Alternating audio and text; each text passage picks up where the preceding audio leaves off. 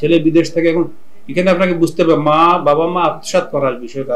হ্যাঁ, এখানে যদি দেখা যায় বাবা মা এই ছেলের উপরে ডিপেন্ডেন্ট, হ্যাঁ, এই ছেলেকে টাকা পয়সা দিয়ে ওনারাই বিদেশ পাঠাইছে, সেখানে তো বাবা মা এজ এ বাবা মা, তো তার উপরে দায়িত্ব বাবা মার ভরণ পোষণ দেওয়া। এই কারণে এমন পরিস্থিতিতে যদি বাবা মা তার টাকা নিয়ে খেয়ে ফেলে, খরচ করে ফেলে, ওই বাবা মার কোনো গুনাহ হবে না, তাদের প্রাপ্য হক। আর যদি এরকম হয় না, ওনারা এই ছেলের উপরে ডিপেন্ডেন্ট না, ওনাদের এই রুজি রোজগার আছে, হ্যাঁ, আর ছেলের যে টাকাটা বাবা আমার কাছে দিয়েছে বিদেশ থেকে, সেখানে এই টাকাটা দিয়েছে এই কারণে যে বাবা মাকে খরচ করার জন্য না, বাবা মা চলতে পারে, বাবা মা পৃথকভাবে তাকে আলাদা খরচ দেয়, তারপরেও ছেলে টাকা পাঠিয়েছিল বাবা তার জন্য একটু জমি কিনা দিবে, একটা সম্পদ করে দিবে, যাতে সে সারা আজীবন দেশে বাইরে থাকতে পারবে না, সে দেশে এসে যেন সুখ সাথীতে স্ত্রী পুত্র কন্যা বাচ্চাদেরকে নিয়ে একটু বসবাস করতে পারে, এই নিয়তে সে কিছু টাকা দিয়েছিল। সেই টাকা যদি আত্মসাৎ করে, এটা বাবা মা আল্লাহ পাকের কাছে জবাবদিহি করতে হবে। আল্লাহর কাছে সবচেয়ে বেশি প্রিয় তার কোরআন, যে কোরআন তিনি নাজিল করেছেন।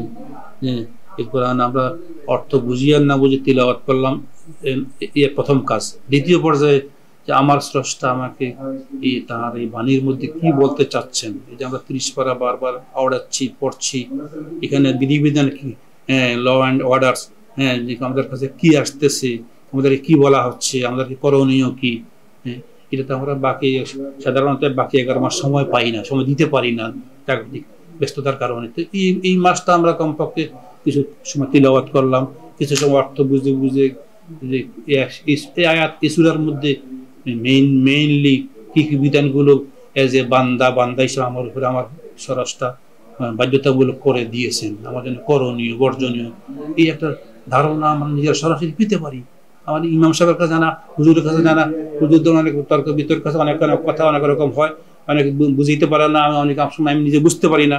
সরাসরি যদি আমি নিজে চেষ্টা করি বুঝার, সেটা বেশি এফেক্টিভ হয়। এই জন্য আমরা কোরআন শরীফ তিলাওয়াত করবো, অর্থ সহ বুঝবো, যে কিছু ডেইলি পাঠ করবো, তাহাজ্জুদ নামাজে বেশি পড়তে পারি। আর কিছু হাদিসে এরকম এসছে, ওই বেশি জিকির করা, একটু জিকির করার কথাটা আছে, লা ইলাহা ইল্লাল্লাহ, লা ইলাহা ইল্লাল্লাহ। রোজা যেমন পরিশুদ্ধি, তাজকিয়া, পবিত্রকরণ, রোজার মধ্যে যেমন তার বৈশিষ্ট্য, জিকিরের মধ্যে আত্মিক রুহানি পরিশুদ্ধি নিহিত। এই জন্য কিছু সময় জিকির করা, কিছু সময় ইস্তেগফার করা, আস্তাগফিরুল্লাহ, বেশি আস্তাগফিরুল্লাহ, মাগফিরাত চাইলেই না মাগফিরাত পাওয়া যাবে। হ্যাঁ, তো এই আমলগুলো আমরা বেশি করতে পারি। আর যাদেরকে আল্লাহ পাক স্বাবলম্বী করেছে, আর্থিকভাবে আমরা যারা ভালো অবস্থানে আছি, আমাদের প্রতিবেশী আত্মীয় স্বজন যারা একটু গরিব আছে, চলতে পারছে না, হ্যাঁ, তাদের প্রতি আমাদের খেয়াল রাখা সবচেয়ে বেশি জরুরি, সবচেয়ে বেশি সওয়াব পাওয়া যায়।